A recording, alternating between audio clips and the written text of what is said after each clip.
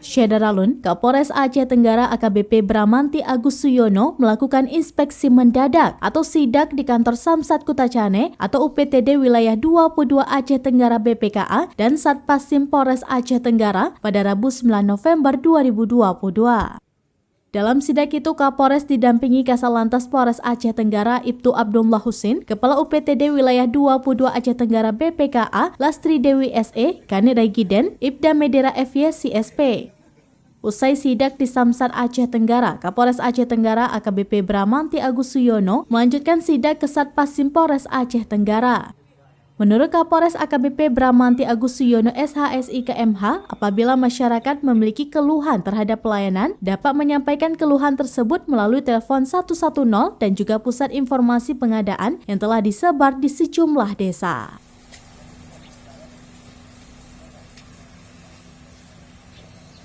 Dari Aceh Tenggara, Asnawi Lui, Serambi On TV.